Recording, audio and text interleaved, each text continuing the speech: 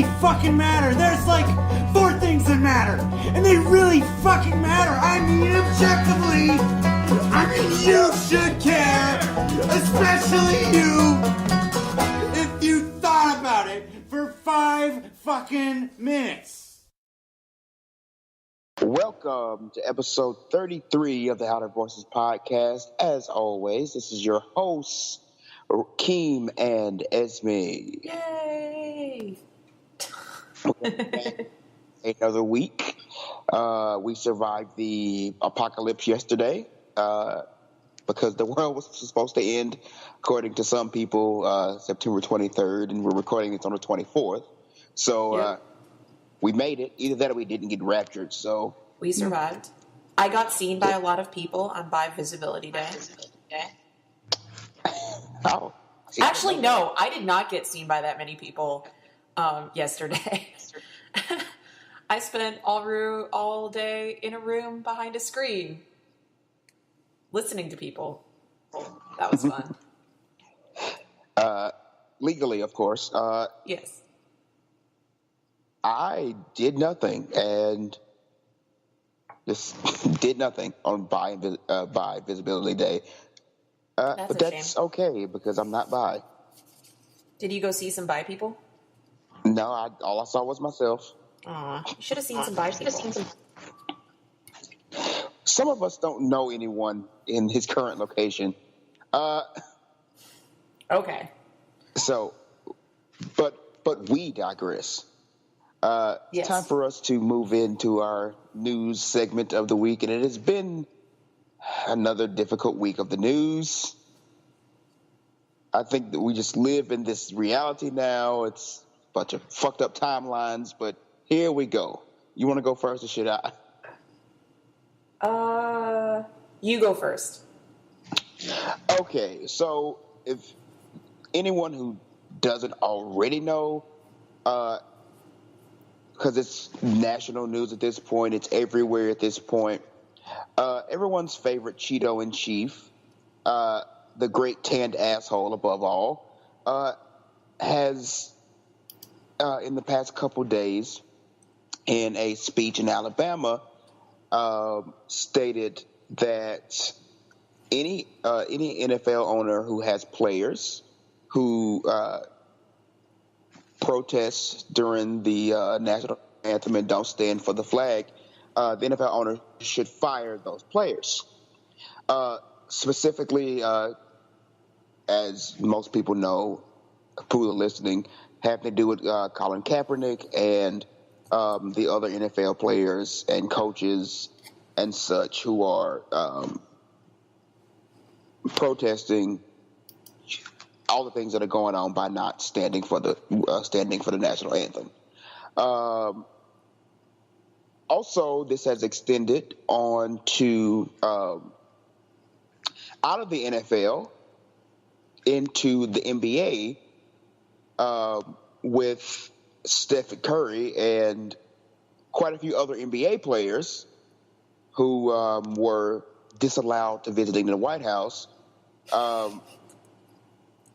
which is hilarious because they had already said they weren't going to the White House anyway.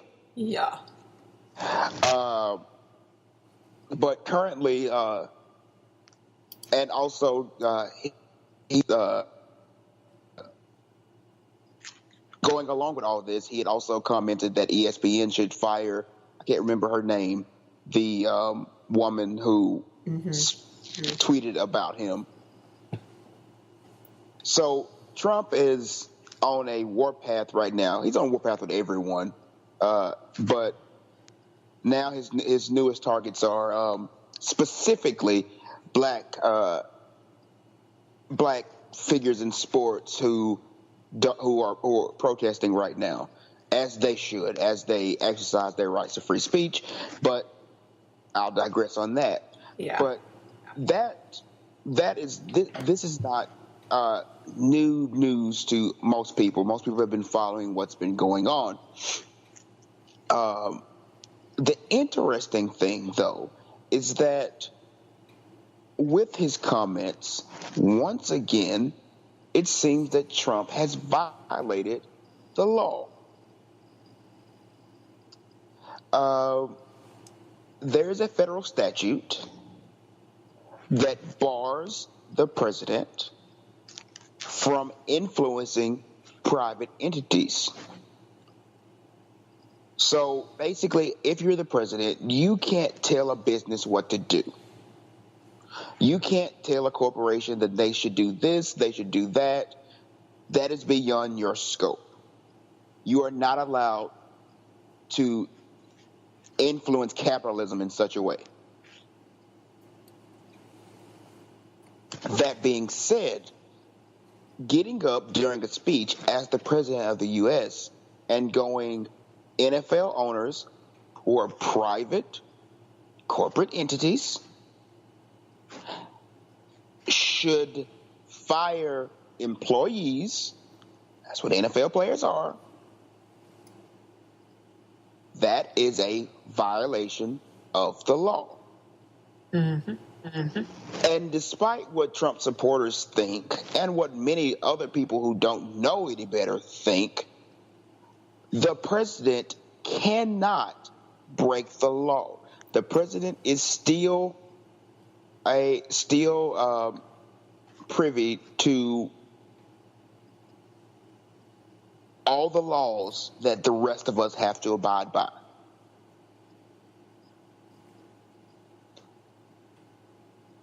So, as we've stated multiple times before, we have a commander-in-chief, not we, y'all. Y'all have a commander-in-chief because I refuse. That just continuously refuses to obey the law. Just spits in the face of any legal, any rule that we've set down to keep, things running. He just says, screw it. He's going to do what he wants. He's going to say what he wants. And that's just how it's going to be.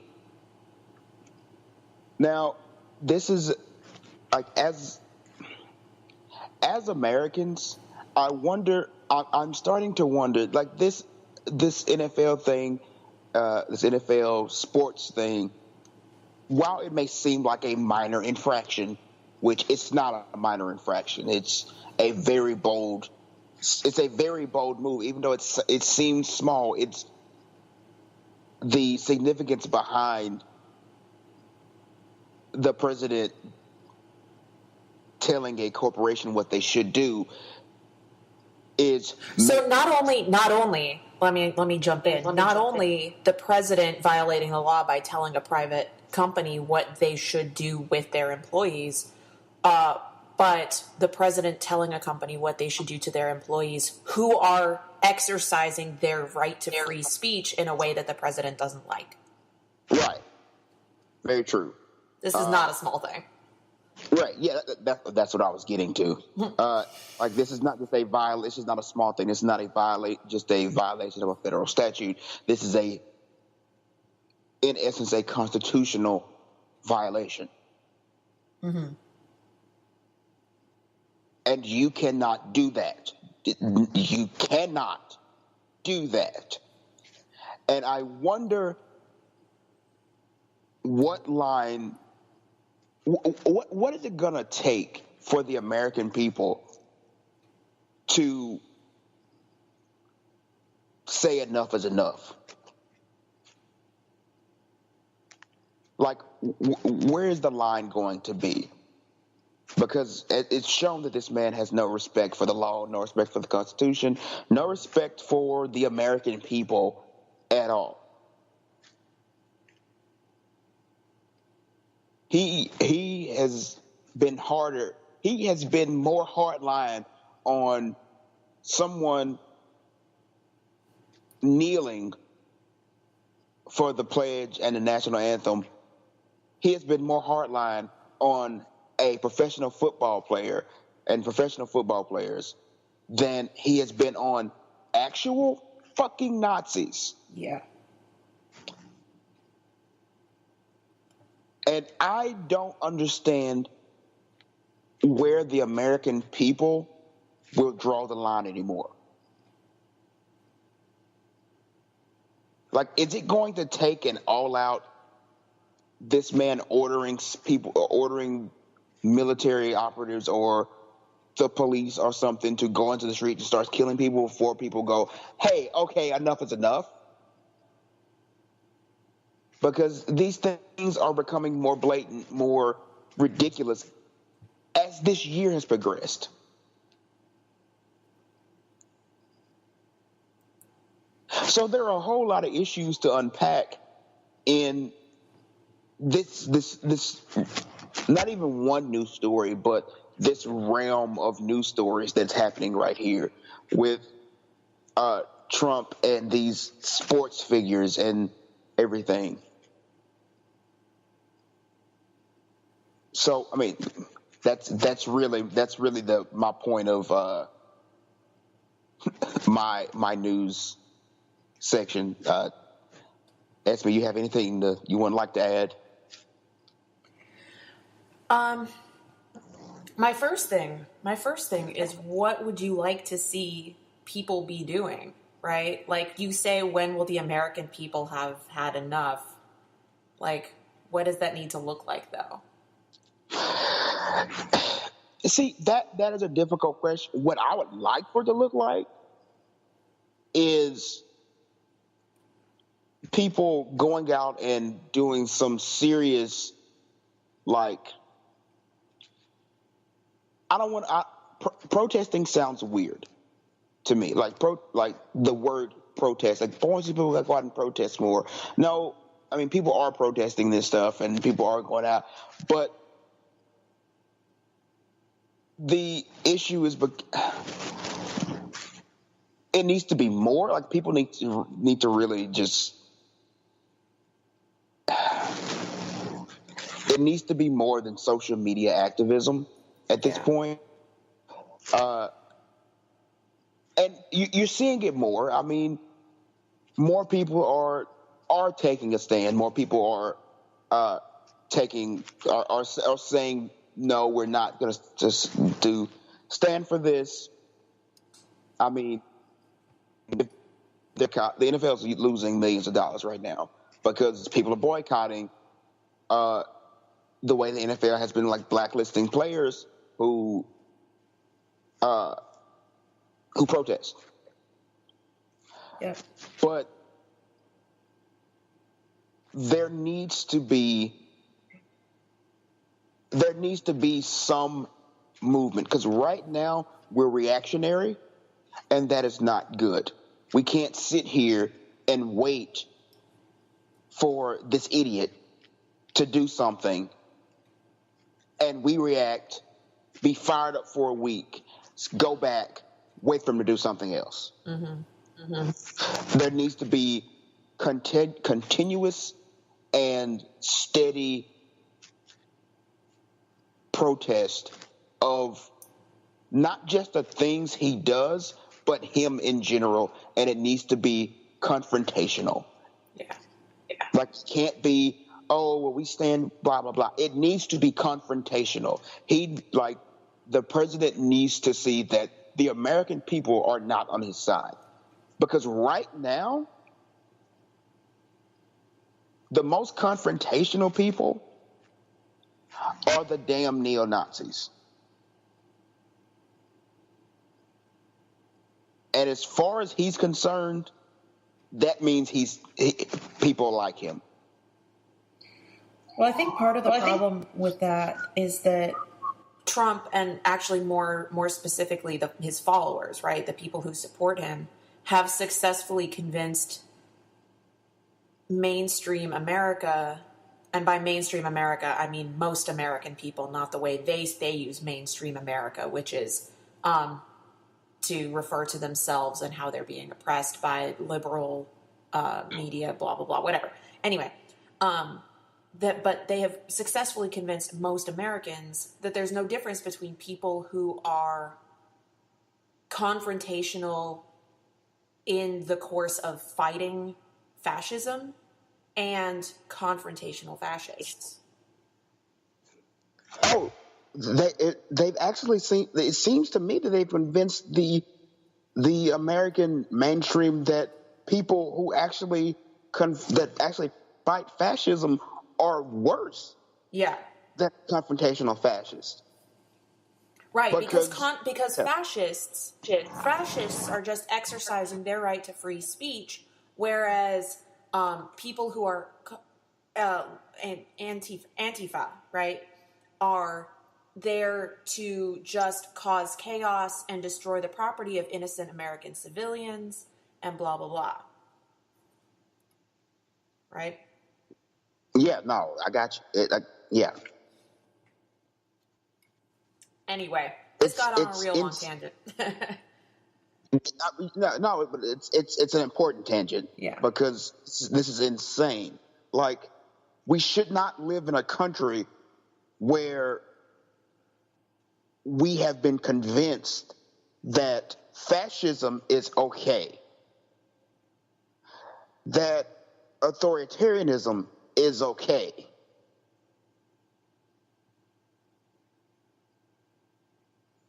But fighting against those things, standing up against literal Nazis, and standing up against authoritarianism is bad thing. It's something that's bad, and I just don't fucking get it. Like, I don't get it. I don't understand. I can't believe I'm saying this, but they have perverted the idea of free speech to the point where very nearly I would not be surprised if one of these white nationalists and white supremacists could openly murder someone on camera in the street and get away with it by claiming, hey, I'm just exercising my free speech. I wouldn't be surprised. And that's an extreme example, of course. Or is it at this point?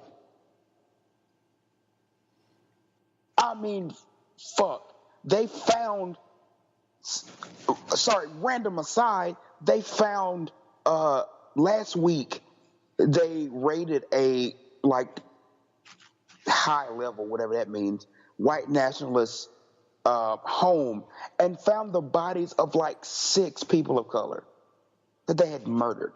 Yeah.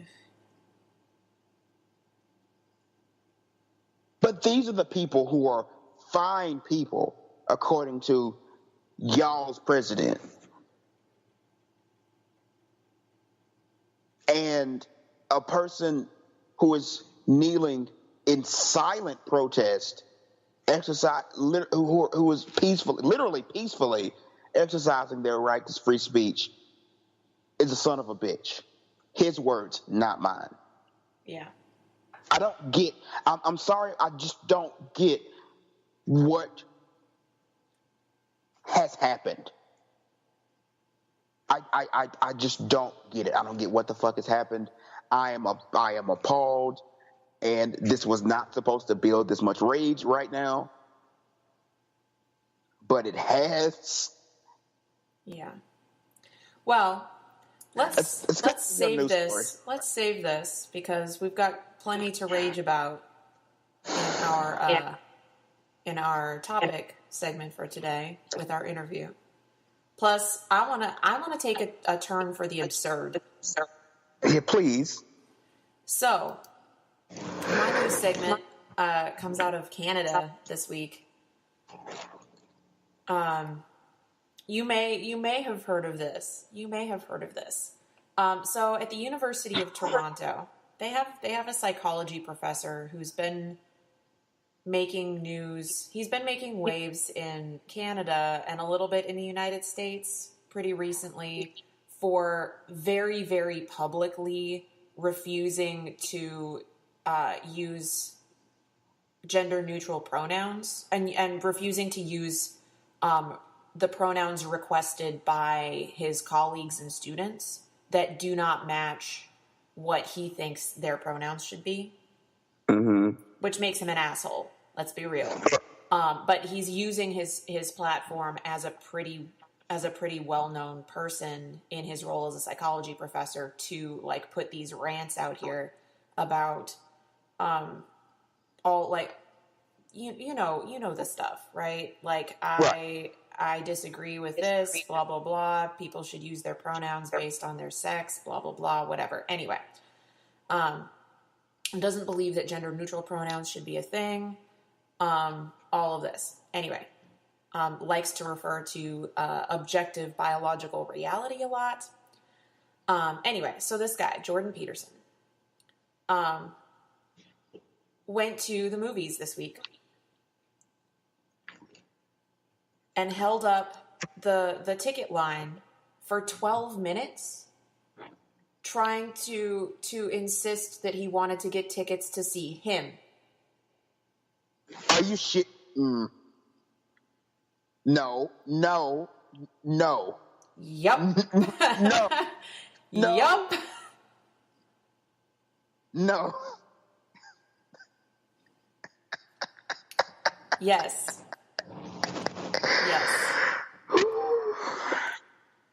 Yes. So this is the direct quote.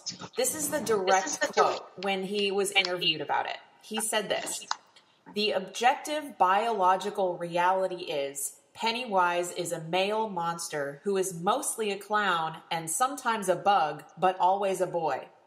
I cannot be coerced into respecting his place in this ever-expanding community of the marginalized by calling the film It. I will not use that clown bug's words." Are you? I can't. I can't.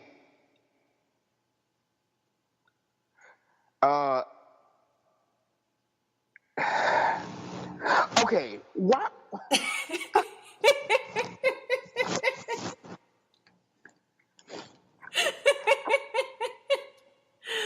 Oh my God, it's so ridiculous. So here's the thing.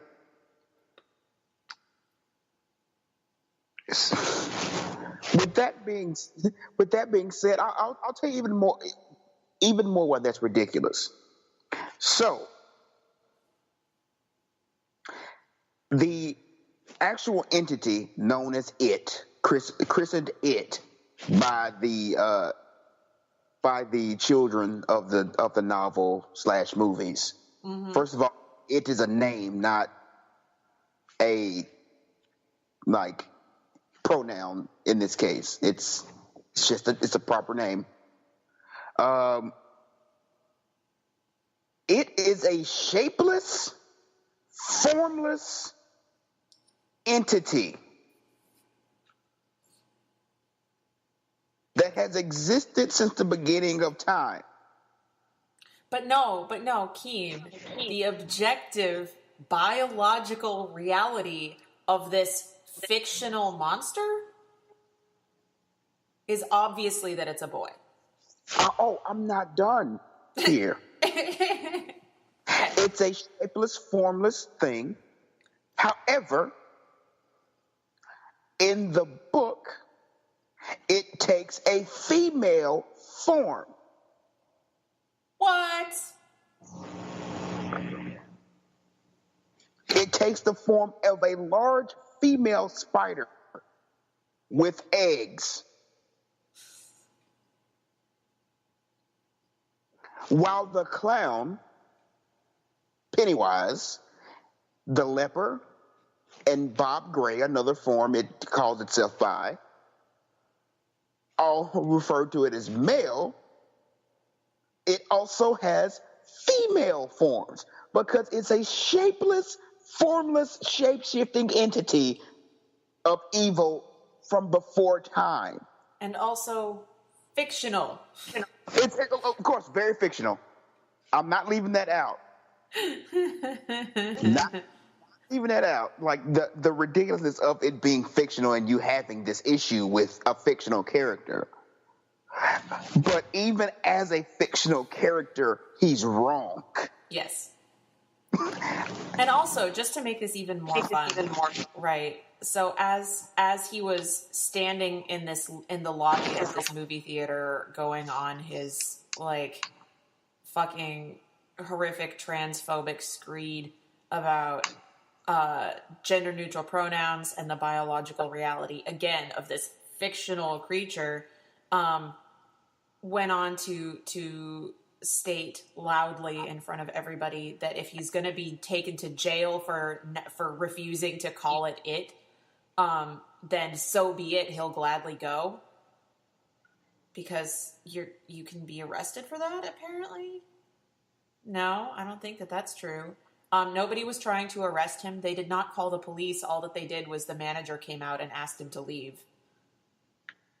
And then he proceeded to launch a crowdfunding campaign to respond to the persecution. What? With a goal of $15,000. I don't. Okay. But that's looking this guy up. That's apparently par for the course. He's really he is very good at putting himself in a position where people are going to look at him and think that he's being crazy. And then when people tell him that he's being crazy, he calls persecution and launches a crowdfunding campaign to get people who agree with him to give him money. Well, that's the narrative nowadays. Yes. I mean, that's what all these insane people, and yes, these people are insane. That's what they all do now. They go and do ridiculous things, awful things, and when they're confronted by it, in most cases, they're just confronted by it and asked to leave. But when they are confronted by it, they go, "Look at me, I'm being persecuted. Hey, everyone who's an idiot like me, give me money. Because I deserve money. Because I've been persecuted by being asked to go home.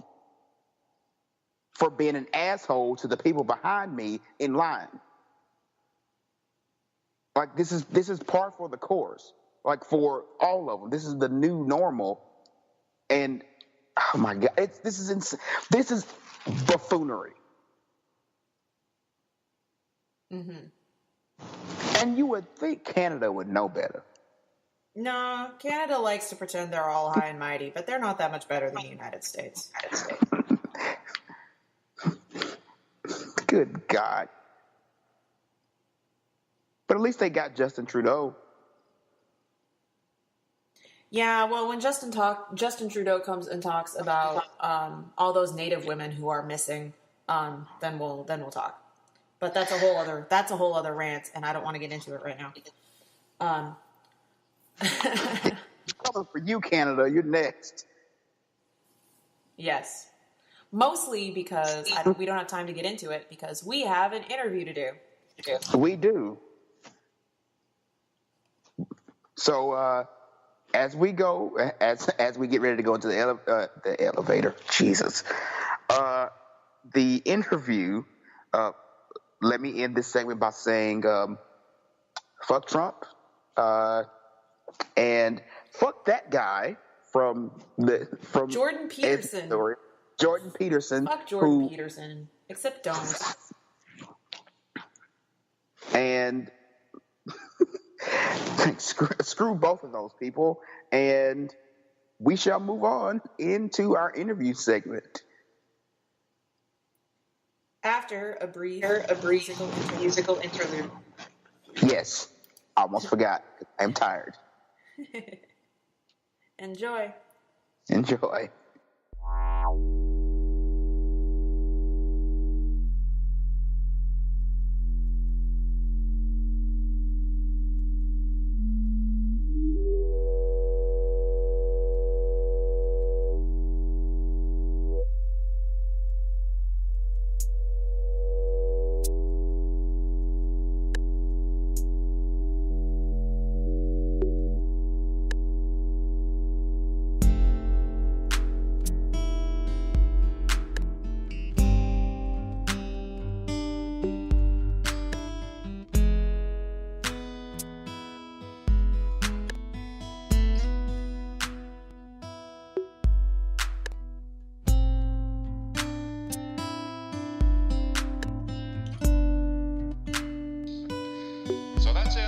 solar eclipse to be seen on this continent in this century. And as I said, not until August 21st, 2017, will another eclipse be visible from North America. That's 38 years from now. May the shadow of the moon fall on a world in peace.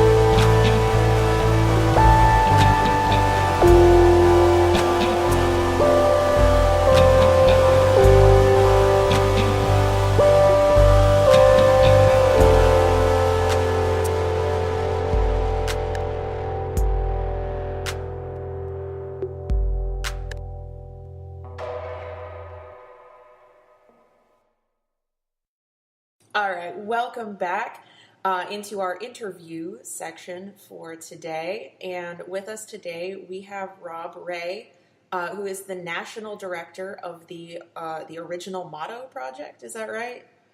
That is correct. Yay! So, I made contact with you through that post that you put into the Facebook page. And that was specifically about what's happening in Arkansas right now. Is that what I remember? Do I remember that correctly? That's we've been around for 2.5 years now, and we've been looking for a really good way to oppose In God We Trust. For those who aren't familiar with it, this organization was set up specifically to oppose In God We Trust on any government property. Mm-hmm. But this is the first time we've actually had legislature to deal with as far as requiring In God We Trust on something. So Act 911 in Arkansas requires that all schools and state-funded buildings have In God We Trust put on it. Problem is, it has to be donated. So they kind of know they can't spend public funds on it, which is kind of weird. Yeah. Ugh. So the whole idea was that, I sat down with my team and we said, we've got to find a way to oppose this one because this is huge. This is a big deal. Mm-hmm. We got an entire state doing this. Mm-hmm. The American Atheists did their thing, and they sent a letter basically saying that, we'll litigate, we'll sue you if this actually happens. Well, the problem is litigation has never worked within God We Trust, ever. And we've recognized this from the beginning of the original model project. We knew litigation is not the answer here, but we just didn't know what path to take yet. For the longest time, we'd just been saying, hey, why don't you guys put up e pluribus unum instead? And, occasionally we'll get a decent response. We'll get a city council that puts it up with it. But this is the first time we've actually wanted to include In God We Trust with our offer. So the idea that we're doing now is we want to propose a poster to go into these schools with historical context of both E Pluribus Unum and In God We Trust. Which is awesome, right? Like, if you know that you can't get rid of the one, like, offer the education. Like, right. so many of the I teach, which is one of the reasons that I use an alter ego for this. But so many kids don't even know that. First off, don't know that in God we trust is the national motto. Like, they don't talk about it in schools. They don't talk about the motto. They don't talk about how it's changed over time. They don't talk about any of it in the public schools anymore. Or if they do, it's very briefly, and it's not put into any sort of context. Right. It's, a lot of times that I see people, and they're like, wait, we have a national motto? Mm-hmm. And yeah, we do. Mm-hmm. It's not a good one, but we have one. Mm-hmm. And most people, when you start talking, they're like, well, what is E Pluribus Unum? Which is something I should probably talk about, which is Latin for out of many one, which our founders originally chose to go on the Great Seal back in 1789. So, mm-hmm. And had been around pretty permanently since then. So it's been on all money since 1792, I think. Yeah. So it's been around for a while. Just like for me personally, it's one of my favorite phrases. I'm also an American historian. That's what I have degrees in, and it's one of my one of the phrases I enjoy most out of American history, because it really encapsulates the idea of what they were going for. Right. Well, one of the things I love about it is it's like you said, it encapsulates what they were going for, but it's also a twofold meaning. One, it was the joining of the colonies to stand up against the oppression, but it also made an understanding that we are not just one type of people. Yeah. Even back then they understood diversity was a necessity. So, yeah, I feel like making that a bigger part of what we talk about in America right now would be very helpful. Yes, it would. Well, and now there's an interesting thing that I have seen over my 2.5 years. There's actually two views of E Pluribus Unum. There's the view that I have, whereas diversity is necessary, and we're this big. I don't like to call it a melting pot. We're like this big soup, and every part needs to be different to make the whole soup good, right? Yeah. But there are those that want the actual melting pot where everybody comes in and becomes one. Yeah. And they see E Pluribus Unum as that, everybody coming in to become one. I call it the Borg mentality. Yeah. We'll take everybody's stuff and we'll use it and we'll become one entity. And I'm not really into that. And I've actually moved people who have that thought out of our groups and people who would have normally gone with E Pluribus Unum.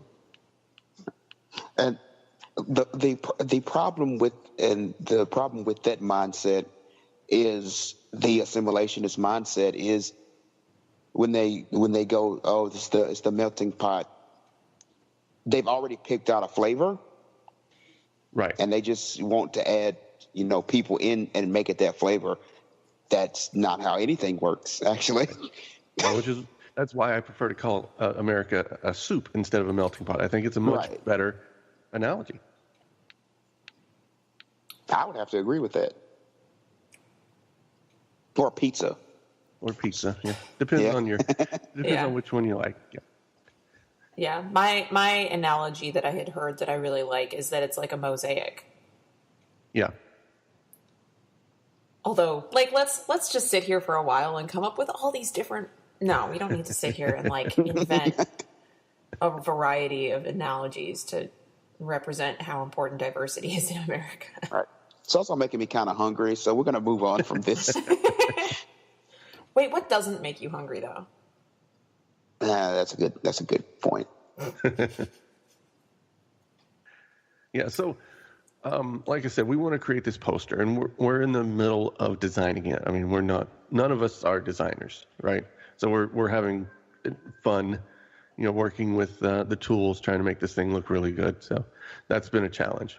I do have a historian on staff. Tom, my assistant director, he's got his degree in history, so he helps me out with that a lot. He's also one of our main writers. We've been working on this for a couple weeks now, trying to get this together. One of the interesting things that I have seen since we announced last week we were going to be doing this is the pushback I've got from the secular community. Yeah. And that kind of frustrates me. There have been some people who are like, no, we can't compromise at all on this. There should be no God, period. Which, technically I understand. But they have to look at it from the point of view that it's not exactly if you can't beat them, join them. It's more if you can't beat them, use their own rules to defeat them later. Yeah. Right? And that's what we're pushing for. It's not that we're advocating to have God in government. It's that we need to use their current rules to get our viewpoint seen. All right. That's it's very much similar to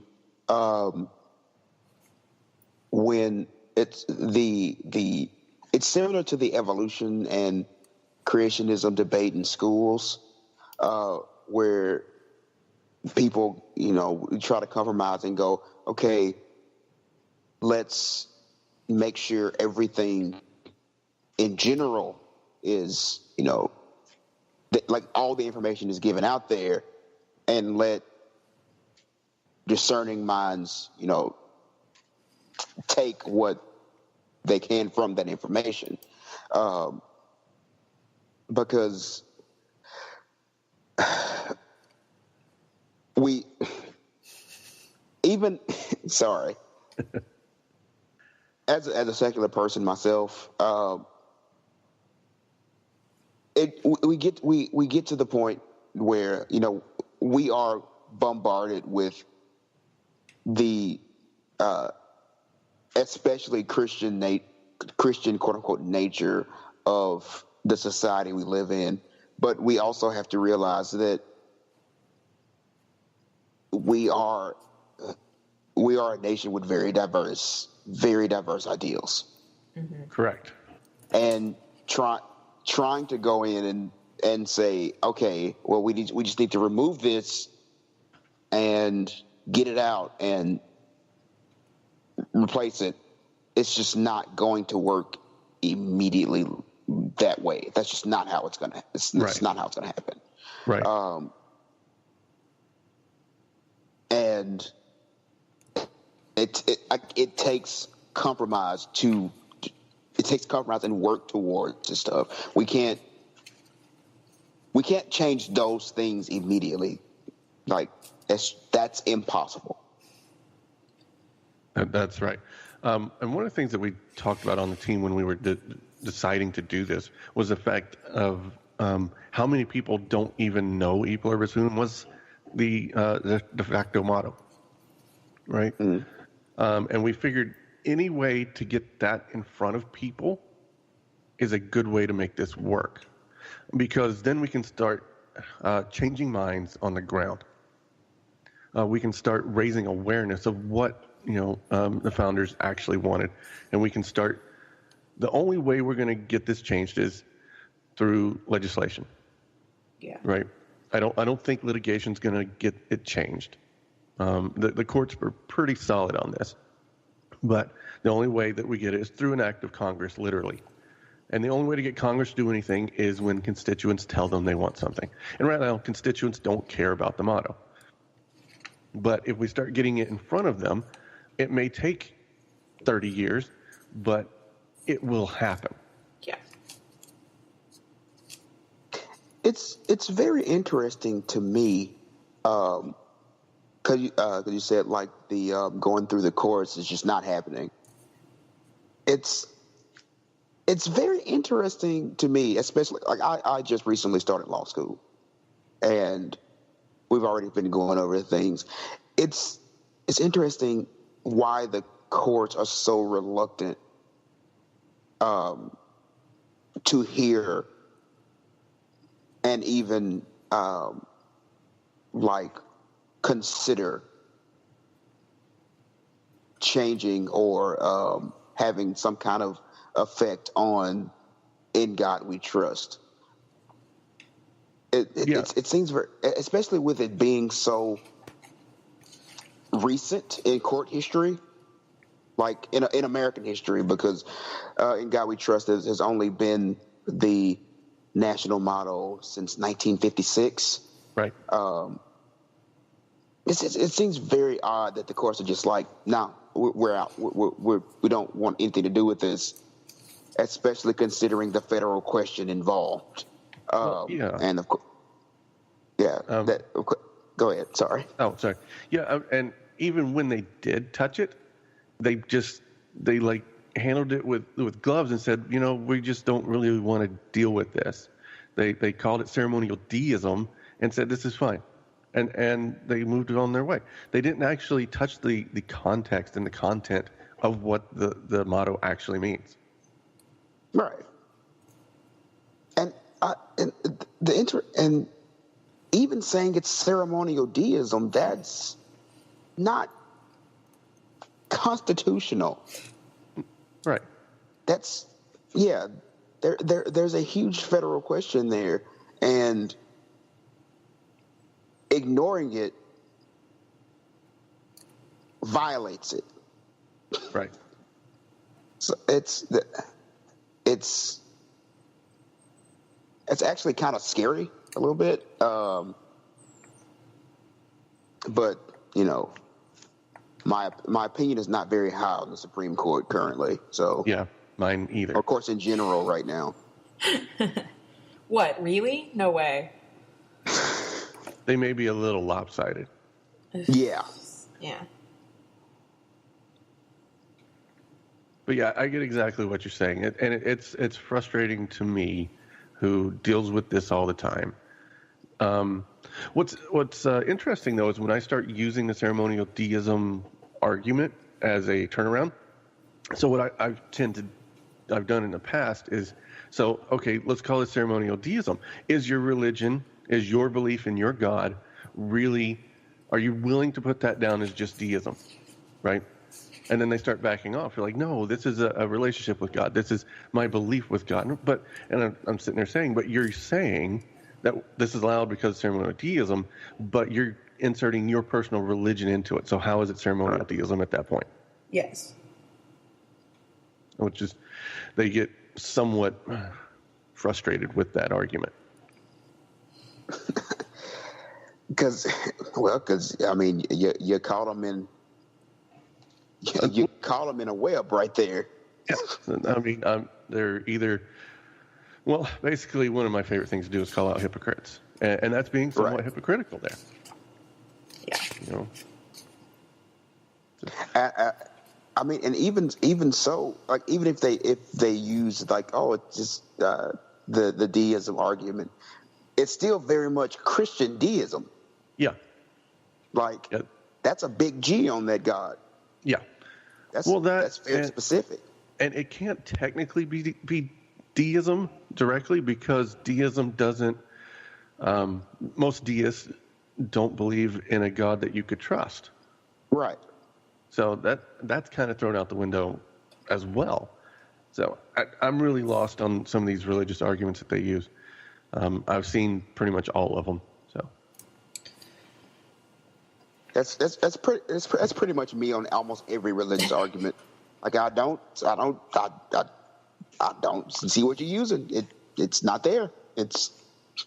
You're making stuff up. Yeah. Stop it. Yeah, this 2.5-year project has been really interesting. I've learned a lot about people with this. It is definitely. I've learned kind of how people react when they're backed into a corner, and it makes it frustrating at times. So. I'm sure you're running, and even with the with the poster and the compromise that you guys have worked towards, especially in the South. There's the South especially has the Christian persecution complex very, very heavily ingrained in it. Yeah, and I'm sure. If and when your poster goes up, you're going to get some just major pushback of people going, stop persecuting us, even with both phrases up there with information about it. right. Yeah, I'm sure I will. I mean, they're gonna come back and say, why isn't in God we trust on top? Because their plan is to start with the chronological history. And they're going to get pissed that it's not on the top. So. Or that, we included actual historical context in our poster. Ooh, that's just too much. Okay, you don't want to, you wouldn't want to go into the whole thing of how the putting in God and we trust on the becoming our national motto was a direct reaction to McCarthyism. Yeah. Yeah, we'll probably avoid that subject just because we know we will get instantly rejected. Right. We would love to put that on there. But one of the things that we hope does happen is we are going to put our website at the bottom, right? Right. Donated by, the original motto project. And hopefully they come to our website and get some education on it. Because we have a ton of information on both mottos all over our website. Oh, be very careful because that's the most dangerous thing ever right there. Education. Yeah. Yeah, absolutely. Esmè, you're driving this section. Are you sure? It sounds like you're driving this section. No. I knew that you would, though. That's one of the reasons I was excited about this, because all of my information, I know the basic historical information of the original de facto motto was E pluribus unum, and then it was changed to In God We Trust, and I know kind of why, but I don't have the background in analysis of how that's going to work. I don't have a lot of historical education like you do. Well, all of my objection to this is completely knee jerk as an atheist who is in school, who currently is at a school where they have a moment of silence and then recite the Pledge of Allegiance every morning, and it makes me really uncomfortable. But that's just me. This actually, and thank you for bringing it up because it reminds me of something. This motto stuff, it's reminding me that Christianity and American quote unquote patriotism have become so married to the point where American patriotism is a religion. American patriotism is a religion at this point. Yeah. In the eyes of, I would say, most Americans at this point, being American means being Christian. Yeah. I see that a lot when we go to oppose In God We Trust anywhere. is that we're called un-American, and we're told to get out of the country and go live in a country where atheists can live. I'm like, okay, that makes no sense. But and that's what we see, is that we are considered unpatriotic simply because we oppose In God We Trust. Right. Which I think is kind of the opposite. I think we are technically being more patriotic and more in line with what our founders wanted. Yeah. And that's always the interesting thing that I've run across a lot myself.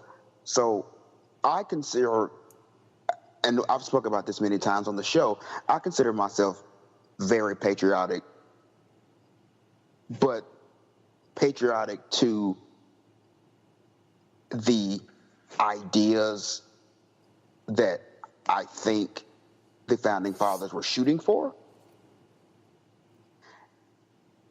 And more often than not, that gets me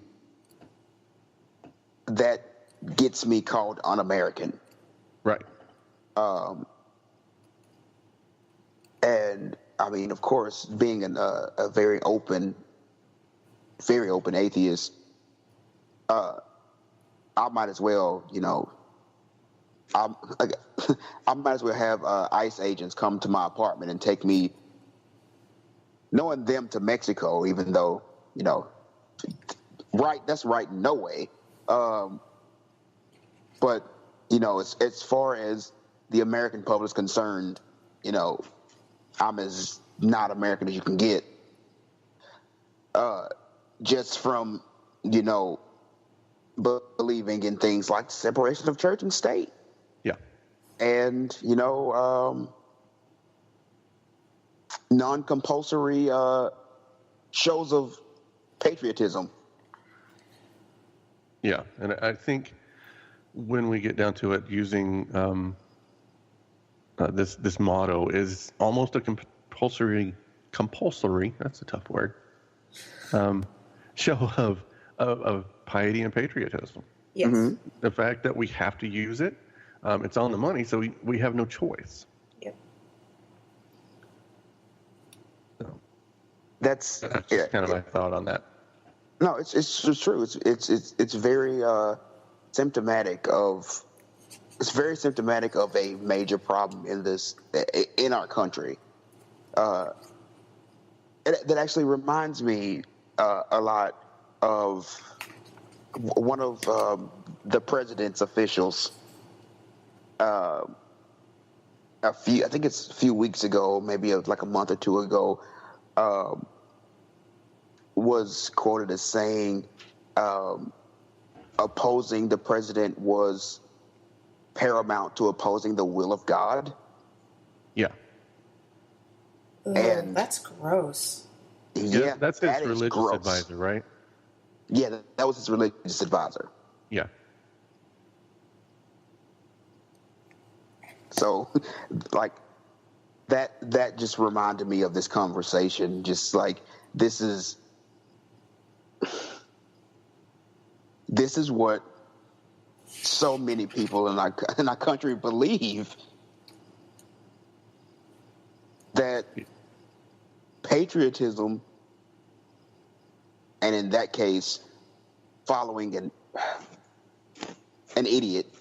I'm just gonna following an idiot, but patriotism and Christianity and obeying the will of God is just so disgustingly intertwined. Right. Well, and that goes right back to one of the arguments that I see for when people say we're a Christian nation. They say, well, we have In God We Trust as our motto. It's on our money. It's on our buildings. Of course they're going to see it as a Christian nation. And they have that to go back on, which is one of the reasons I've always wanted to change it. Yeah. Right. And it's so funny that they go back to that, because that was only added for reasons to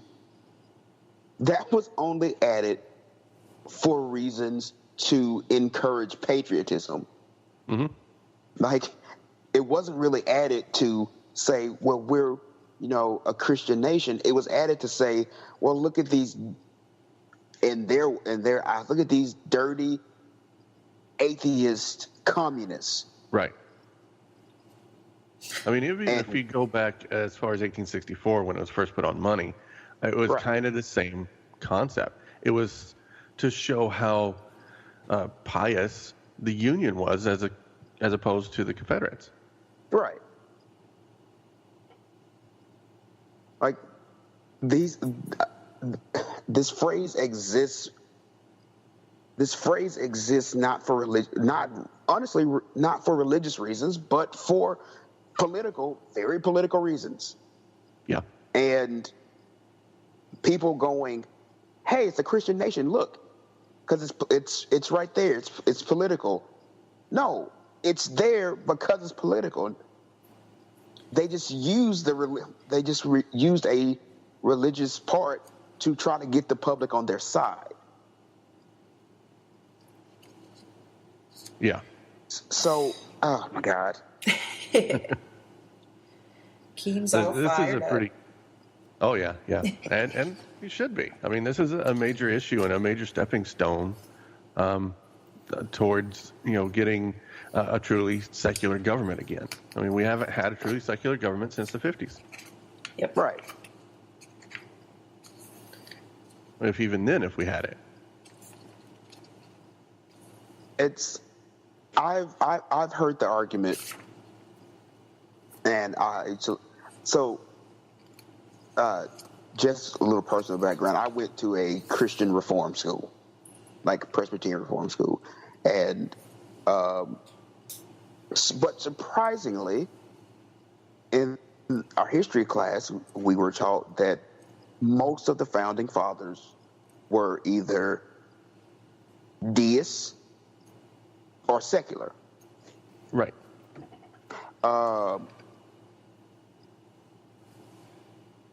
So for the early part, at least, of this country's founding, most of our presidents, most of our leaders had nothing to do, had very little to do with Christianity in general. Right. Well, I mean, I like to call most of the founders enlightened Christians. right. Yeah. Because it was the age of enlightenment, and they still had Christianity within their belief systems, but they saw past that, and most of them were really they used Christianity in their private lives, but they really wanted to make sure that the government did not interact with religion in any way. Right. I mean, because they were just getting out of a really bad relationship with a theocracy. So, Right. I mean, when you're going through a breakup, you probably don't want what you just went through. Generally.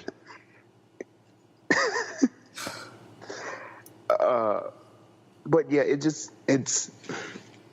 amazing. It's amazing to me how we've gone from, we certainly don't want this. Like, this is something that we are mainly just, most of the things we're doing to make sure this doesn't happen again.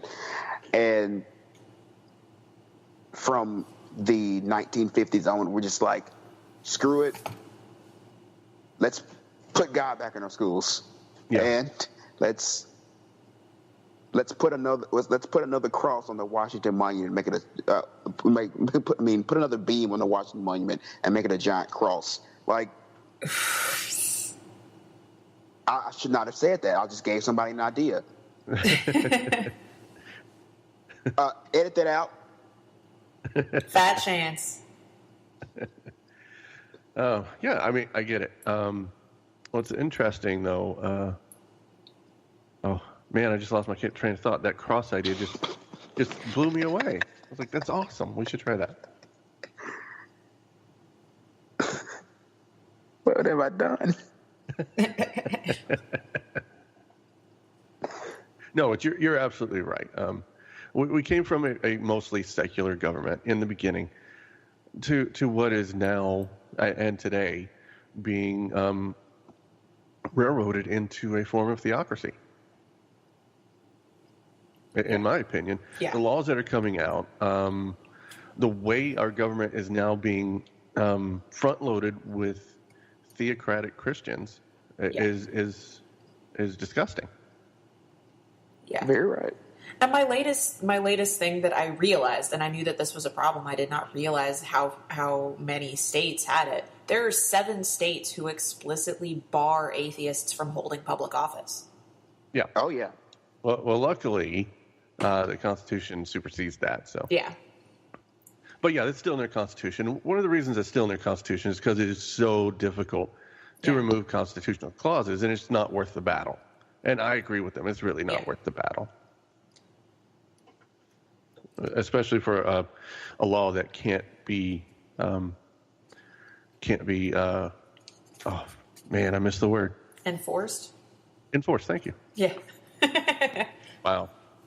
I'm still stuck on that cross idea. I'm sorry. Keem does that to people.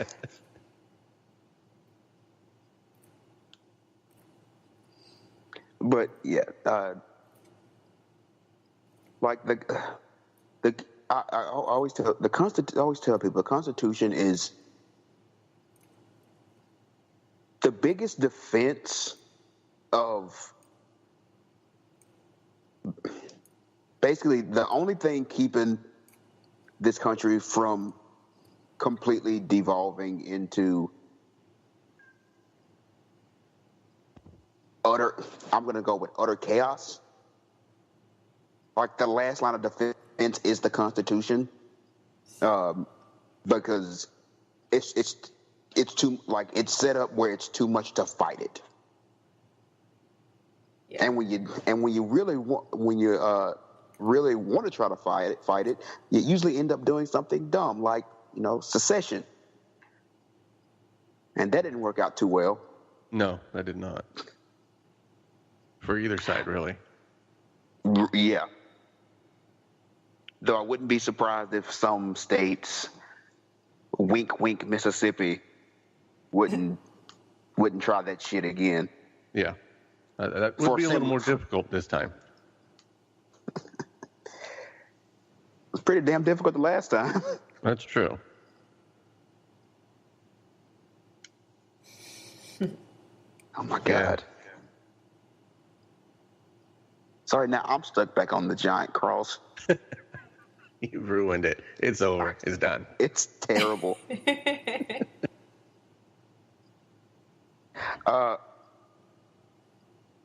Okay, this is a side, but this might be an aside. But this might be interesting to you.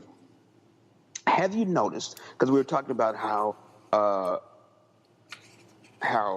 especially Christianity and patriotism and America, quote unquote, is so in our society so currently tied to one another. Have you noticed that when disasters and things strike around the globe, like natural disasters strike around the globe, from the American people, they don't bat an eye. Like when a earthquake hits Mexico, they don't care. When floods rush through Kenya or somewhere, or Indonesia, they don't bat an eye. But when natural disasters touch American shores, God is coming back. It is the end of the world. Jesus is coming back. It is the end of the world. These are signs that the apocalypse is happening now. Because nature has affected America, and America is the only place where God cares. Yeah, apparently, because, we're God's chosen nation, right? Right, because it said that somewhere. Yeah. I mean, maybe in the Book of Mormon? Maybe. I find that entire idea just baffling, that They use local natural disasters, and yet, like you're saying, there's natural disasters almost every day all over the world, and Americans, including some of us, who try to be, multinational, right? And try to be aware of things going. Even some of us tend to ignore it. I mean, that's American exceptionalism is something that's ingrained into our system, and we're taught this from birth, basically. But when we start laying in theocratic concepts or religious concepts that God is punishing America for the gays, so we got to have a hurricane, right? That in itself is more than just American exceptionalism. That's religious pandering. It's the best that I can call it. Even yesterday, with everything that's going on, and we talked about this earlier in our news segment, there had been a claim that the world was going to end yesterday. Right. Because of everything that's been going on, and the gays are, of course, bringing the rapture and hurricanes and such. I'm personally getting tired of surviving apocalypses. Yeah, I'm on like number 12 now. Yeah, it's a bit insane. Like, I've survived the apocalypse, and all I got was this T-shirt. Wait, where did you pick up the T-shirt? I missed that. T-shirts on sale. No. It's our new money-making venture. We're gonna put those T-shirts out every time someone says the world's gonna end. Right. That's how we're gonna fund the show from now on.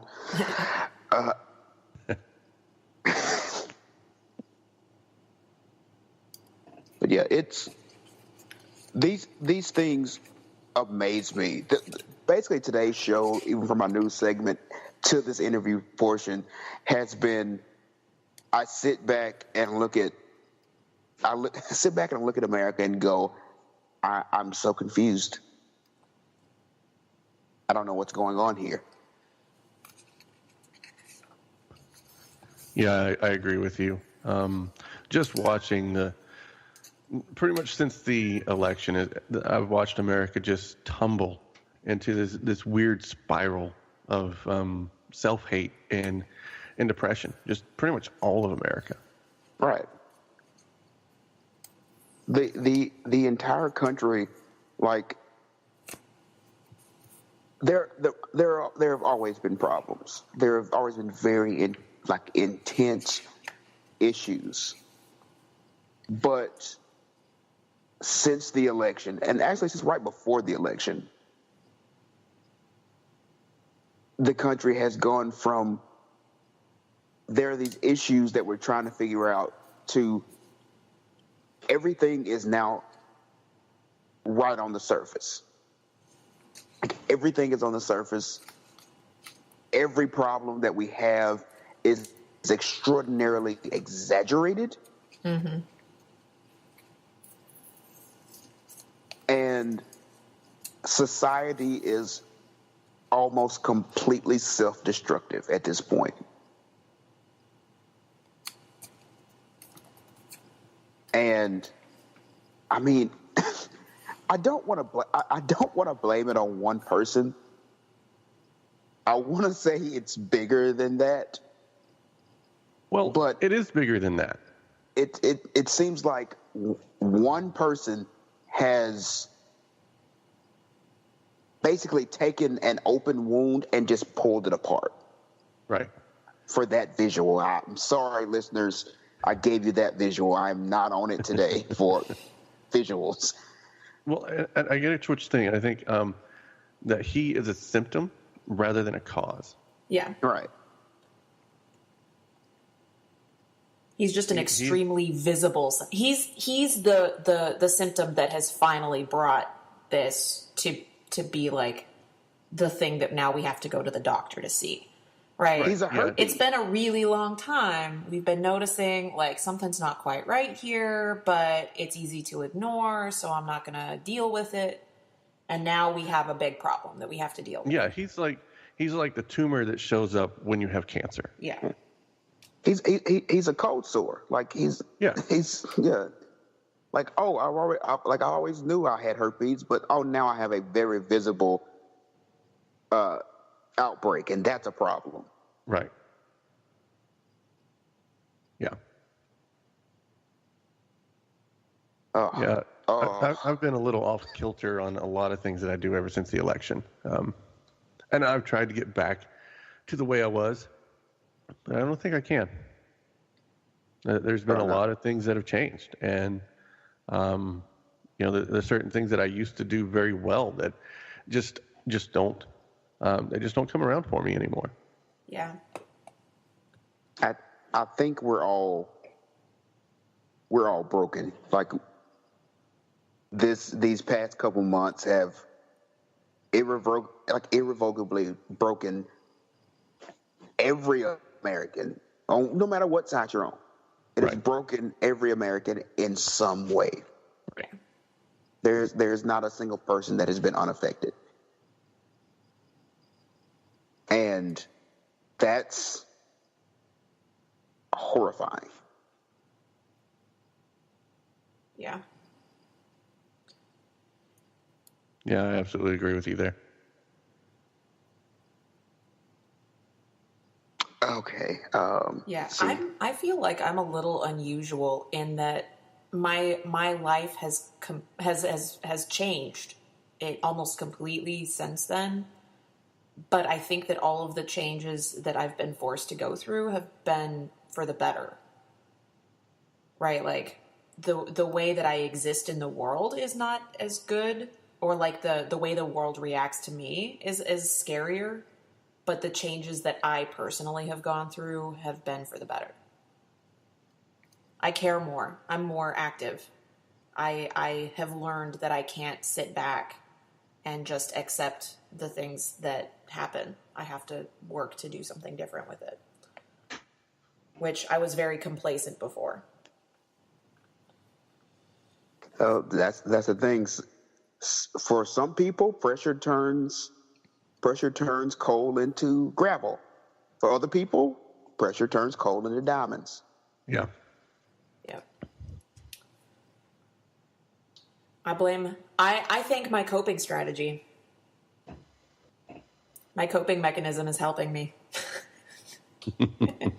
Keem is going to make fun of me again. Now let you pass this time. Really? Aw, that's nice of you. Since the election, literally all I have done with almost all of my free time, anytime I'm not out doing a thing, I sit and just watch Parks and Recreation over and over and over and over and over and it's over. An addiction. It's not good. I just started my show. 13th watch through since November. I think it's Wow. 13th. I have actually lost count. It's not healthy. It's not healthy. Not healthy at all. But it's not unhealthy. Like, what harm is it doing? It's not okay. That's an addiction. But what harm is it doing? It makes me feel better about life. It reminds me that some people do actually have the best interests of other people at heart. We are going to have an intervention at some point. No, this is not a problem. This is not a problem. Yeah, the first step is to admit you have a problem. I don't admit that I have a problem, so y'all can back right off. That's what I say. This is not a problem. It's absolutely a coping strategy. It's not a problem. So shut up. Until it is. No, it's not a problem. Tell me who this is harming. This is not harming anyone. Esme's getting riled up. I can tell that. I'm always riled up. That's the secret to my success. You're like the Hulk. You're always angry. Exactly. Wow. Exactly. No, I Parks and Rec has made me a better person. It's made me a better teacher. It's made me a better friend. It's not a problem. That's my spiel. Is there anything else we'd like to touch on? I don't know. I don't have anything else. No, not really. I think we hit a whole lot of interesting subjects. We went pretty much off the rails several times, so I'm good with that. That's how we do here. That's pretty much our show in a nutshell. We start and then go off the rails. Wait, Right, Keem, what's your motto? I love a good discussion that goes everywhere. Yes. So.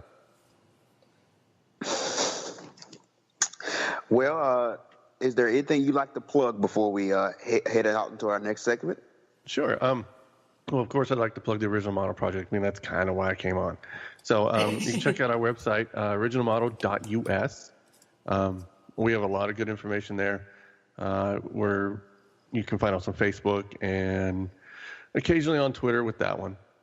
But I also have a show that I do with my wife called Secular Yakking. And we talk current events news. We like to hit the obscure news that most people haven't heard of, which is kind of fun. Sounds familiar. Yeah. That sounds a lot like us, actually. Yeah, I like to dig into those weird political or religious news stories that just, the ones that don't necessarily make the friendly atheist. And that can be found at secularyakking.com. So, and, we've been doing that a little over 2 years. So. Nice. Yeah. Very, very awesome. Very, very, very awesome. Yeah. All right. So thank you for coming on. Well, thank you guys for having me. We have enjoyed it. It's always awesome to have a good conversation, especially involving history and religion, because that's kind of my thing. I knew you'd enjoy that one, Keem. And you're welcome to come back at any point. All right, cool. Thank you. All right. Thanks for coming on. Esmè? Huh? I was like, anything you want to add? No, I was just going to say thanks again for coming on. It was great to have you. All right, cool. All right. With that, we will be moving on to the sex segment after another brief musical interlude. Hey. I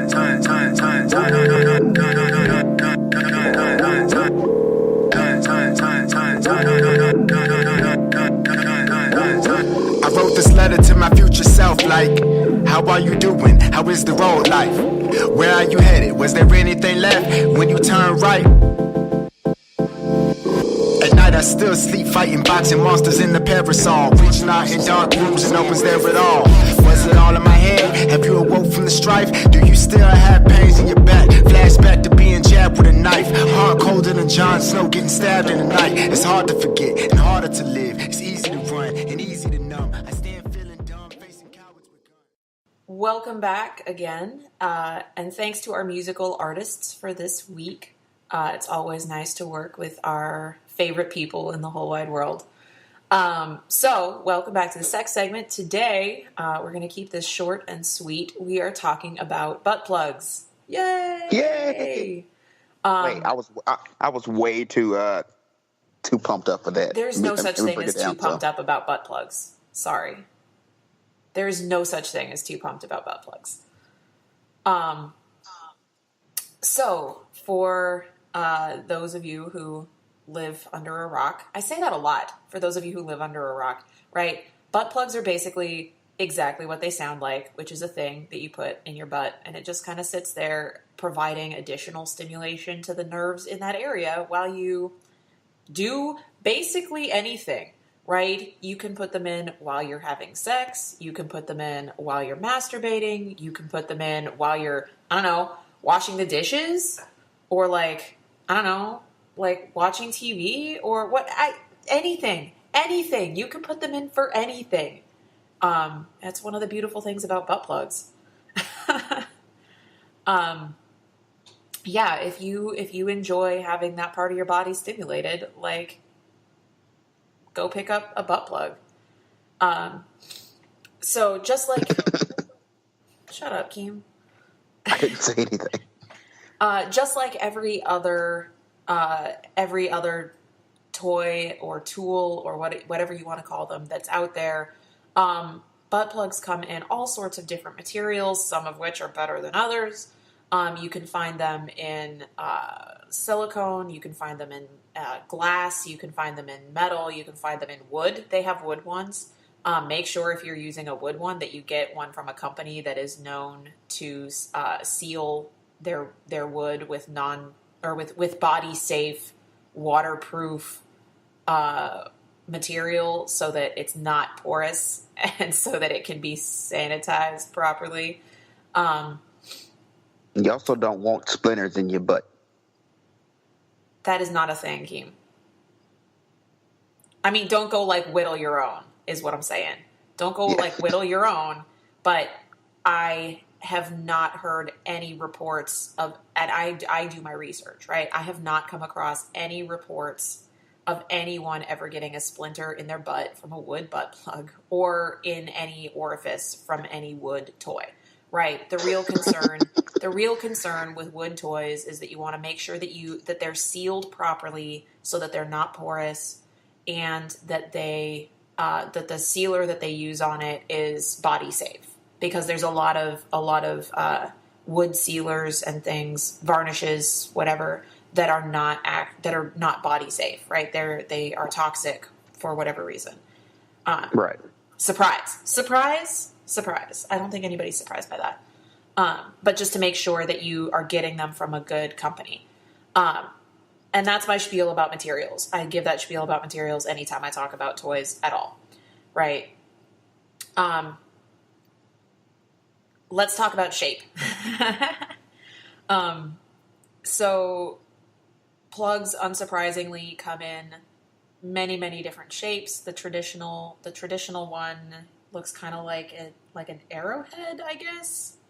Right, where it's kind of longish and tapered to a soft point and has a narrow neck and then a base. That comes in many, many sizes. You can buy them all the way from like 3/8 of an inch, half an inch in diameter, up to I have seen that shape like close to 2 inches in diameter, which is intimidating if you have seen those in person. But they come in many, many shapes, or they come in many sizes. The most important thing that you need to know about shape when you're shopping for a plug is that you have a base on it. More specifically, so you want a base that is at least 3 inches. Really what's best is that you have the base that is significantly wider than the widest point of the plug itself. Right. Because you do not want that getting lost. Exactly. Right. Like the vagina has an end point.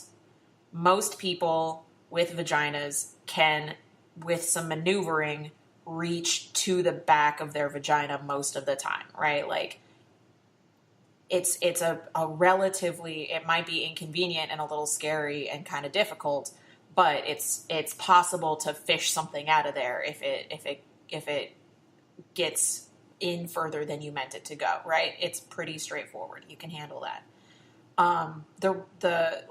The rectum, on the other hand, is long, right? There's a lot that's connected there, and if something gets up there, it is real easy to get past where you can reach to get it out yourself.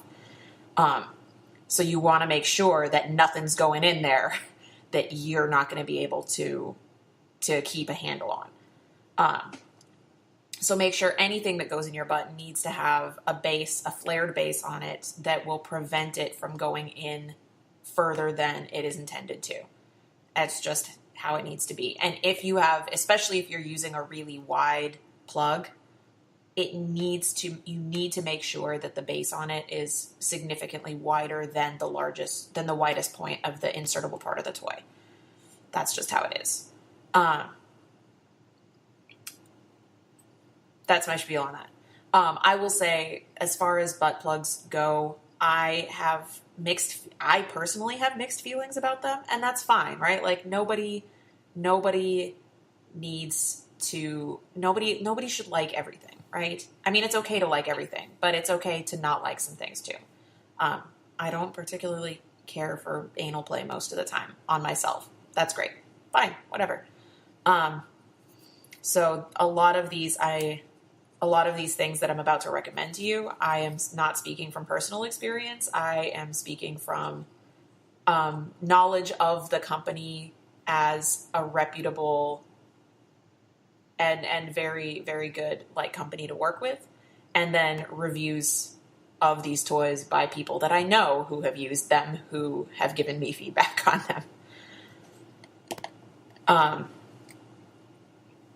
So as far as butt plugs go, probably the one that I hear the most positive things about is the Pure plugs from Enjoy, which are, first off, they're gorgeous, right? Enjoy makes stainless steel toys. I have a toy by them that I am in love with. It's amazing.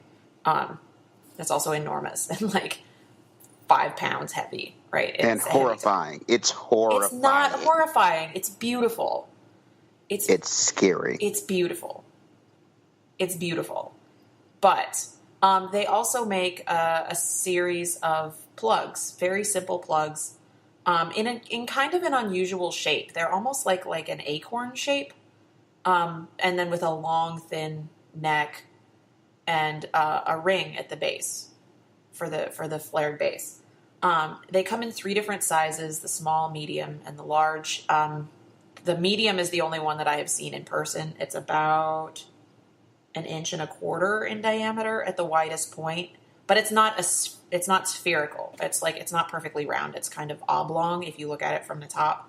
But it's beautiful and it's heavy, and I've heard amazing things about it. And the way that the curve is on it makes it really, really good for people who have a prostate, because it curves right up into that. I've also heard really amazing things from people who have vaginas, who you put it in and then it presses up into the back wall of the vagina so that it provides that additional stimulation, both for the person, if you're doing it during penetrative sex with a penis, right? It provides stimulation for both partners, right? Whoever has the penis can feel it rubbing against from the other side of the wall there. But they're beautiful, they're steel, they're smooth and gorgeous and just amazing. And the shape is really nice for those. If you are looking for just something to start out with, something that's really, really just kind of gonna warm you up and be really not, like, unintimidating, I'm going to recommend Tantus. Tantus has a really, really nice little skinny one that is beautiful. It's Tantus, so you know that it's going to be 100% body safe, non-porous silicone. You can sterilize it by boiling it. It's beautiful and amazing. It comes in a few different colors. I have not tried it, but I have purchased it as a present for people. You'll have to ask somebody. Wait, what happened? Huh? What? What? Are you going to jump in on this conversation at all, Keem, or are you just going to let me be awkward? So yeah. Speaking as okay, I know someone. I can vouch for. They can say that one is pretty awesome. This person uses it, and it's been pretty. It's. I mean, they say it's been pretty enjoyable. For this person is like relatively new to that area of play, which is it's super stimulating. It's like somebody put that button in that area for a reason. But yeah, it's very good. This person would highly recommend it, especially for beginners. who are experimenting with said things. Okay, all right. That one, the Tantus one, it's pretty flexible. It's very narrow. It's about a 1/2 inch in diameter, so not much bigger than a finger. It's also soft. It's also pretty soft. Yeah, smaller than a finger, depending on how big your fingers are, right? Right. But yeah, it's soft silicone, very non-intimidating. Great place to start. For anyone who is looking for something that's a little bit more intense, I have heard very, very good things. There are a few really incredible vibrating toys on the market right now, that are brilliant. I'm gonna lead off with the one that I'm most excited about, which is that WeVibe. You know, that company that makes my favorite vibrator in the entire world, right? They finally got around to making a vibrating plug. It's called the Ditto, and it's actually, like, looking it up online, it's gotten kind of mixed reviews. And it's not because of the quality of the vibration, it's because of the shape. The shape is unusual. The shape is unusual for a plug. It's not the way that it's designed. It's wider than it is deep if you're looking at it, like, so that it's which is an unusual thing to do. Usually they have the depth, if it's not symmetrical, right? Usually the depth is deeper to stimulate the prostate better. But this one, for some reason, it's kind of like I don't know, I can't even describe the shape. Like, if you were to look at a cross section of it, like, it's flatter on the back of it than it is on the front, and it's wider than it is deep, which has been really, really divisive among people who review sex toys. Right. As soon as I knew that this existed, I had a person in mind that I wanted to purchase this for, but I did my homework beforehand, and I almost was scared off from buying it just because I wasn't sure how it would go over. Right. Because the reviews of the shape are so conflicting. Some people have really, really liked it because it is a WeVibe product, which means that the vibration is excellent, right? I have held it in my hand, and I will confirm that the vibration is excellent. But I was really, really concerned about the shape. I ended up taking the plunge. I bought it. It went over amazingly. So just be advised. Be advised, if you're going to drop money on it, it is kind of expensive, and the shape is kind of divisive. So just be aware. Be aware. The vibration, though, is phenomenal. It's a soft silicone, whereas the Tango is hard plastic. So the vibration feels a little bit different because it's traveling through a softer, denser material. But it is just as powerful. It's incredible. It's awesome. As far as other vibrating toys go, I have not had anybody try. There's one, I can't remember what it's called. I'm sorry. There's a few really good ones on the market right now. Let me Google that.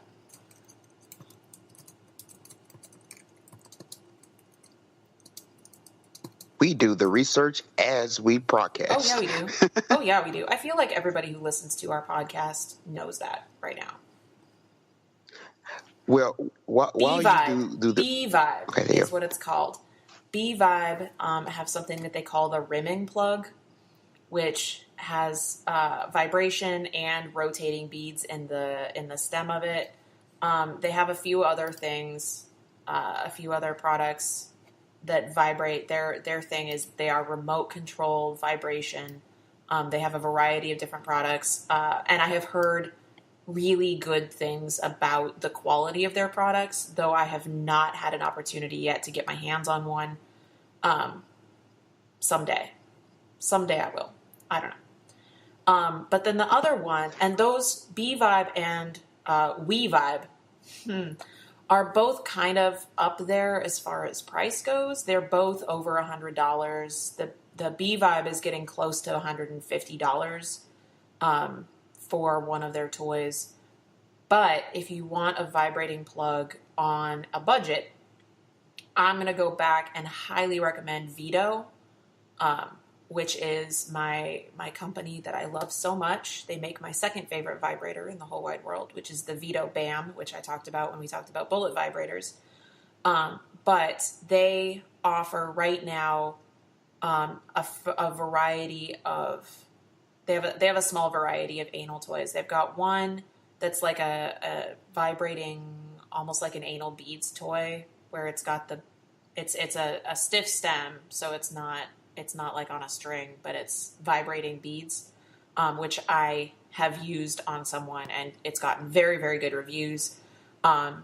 They also have one that is called the Rio, which is a plug. That is a traditionally shaped, it's kind of a stylized shape of a traditional plug shape, but it is also vibrating. It's got the bass on it. And given the experience that I've had with their vibrating products, I would recommend that you pick that up if you're looking for a traditional style vibrating plug. It is kind of wide as far as plugs go. It's like a medium large size. It's not huge, but it's not going to be the first thing that you want to put in your butt probably. But I expect that the vibration quality would be excellent, but for a much better price. I think those ones are running like $35 or $40, which is a much lower price point than the other toys that I have seen that I'm excited about. Butt plugs, you guys, they're great. They are. They're so much fun. I can vouch for that.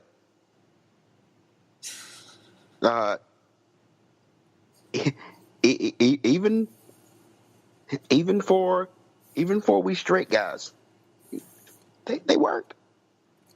If you're into it, it works. Sensation doesn't know what your orientation is. That's true. Your body just knows that touching this place feels good, so let's make it happen. I also want to say, in regards to butt plugs, something I think is super hot, and I know a lot of other people who think it's super hot. There are these butt plugs with, like, the tails. Like the little, like, fox tails and such. Uh-huh. Those are top. Like, those can be super sexy.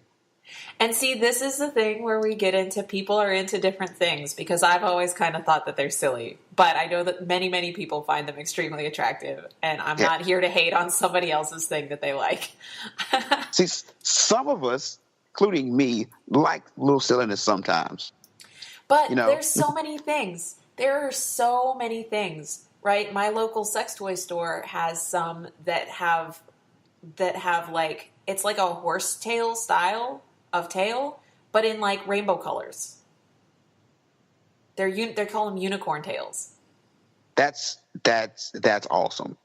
I think I need to pass this information on to some other people for future recreational activities. Yes. But yes.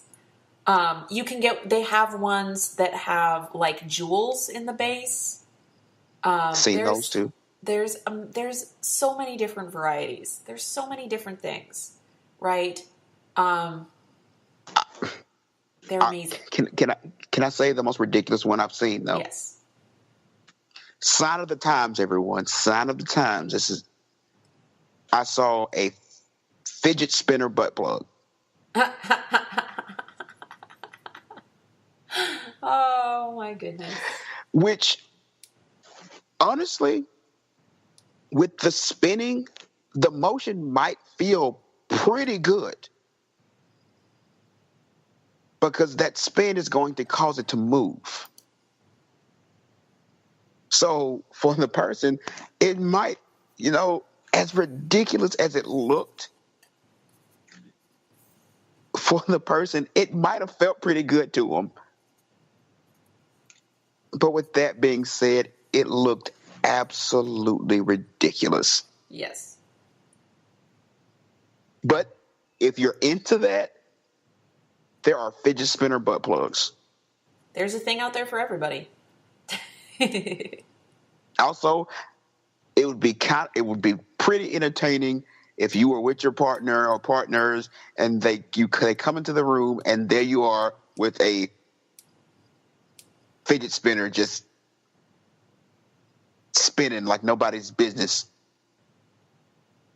That would be I don't know how I would respond, mostly with dying of laughter, I would guess, but it could be very interesting. Whatever. Anyway. So I think that is all that I have to say about butt plugs. So if you have tried playing with your butt, you like touching it, you like other people touching it, you like all this stuff, right? Maybe consider picking up a butt plug. Start with something kind of small, like the one from Tantus. They've got a nice small one that'll get you started. Try different sizes, try different shapes. There's lots of different shapes. Try different materials.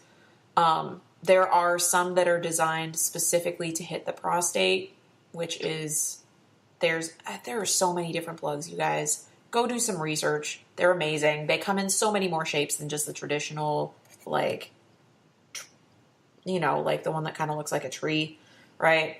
There's so many more shapes than that. It's the variety is incredible. But yeah, check it out. Especially in the last few years, there have been a lot of companies doing a lot of really incredible, innovative things with those. Lots of really interesting things. So check it out. I think people have become more open to sexual things of that nature. So you're seeing people become more accommodating, which I think is awesome. I also want to say, if you're a person that is, let's say, new to anal play and is trying to get more used to it,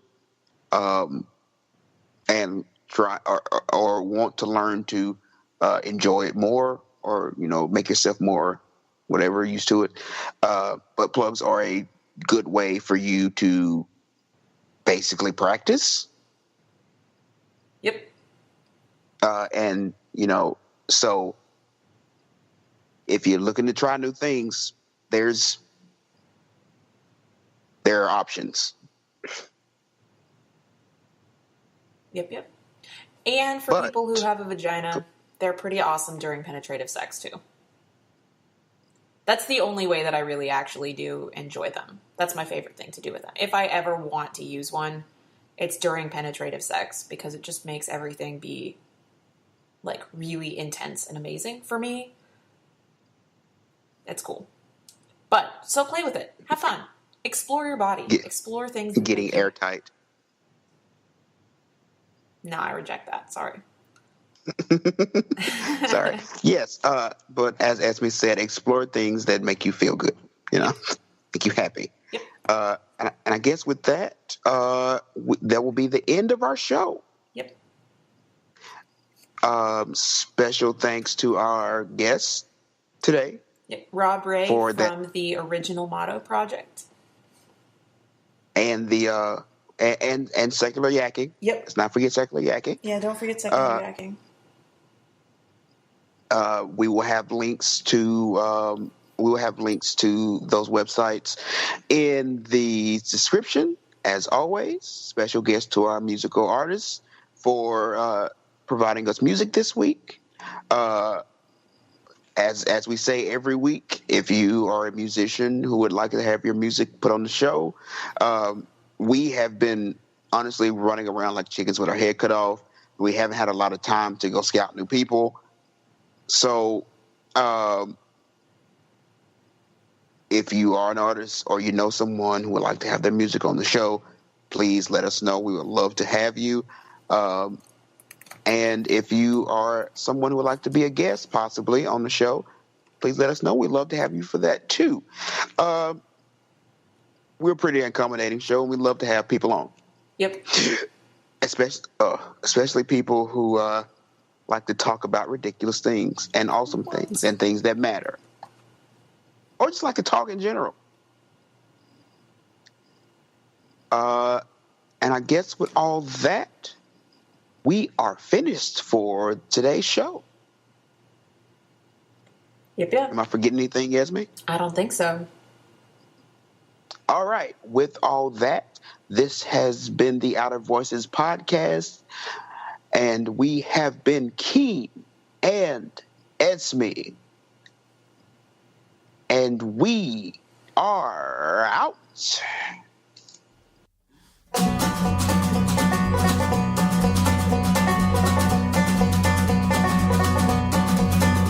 But there are these things that matter, and they really fucking matter. There's like 4 things that matter, and they really fucking matter. I mean, objectively, I mean, you should care, especially you, if you thought about it for 5 fucking minutes.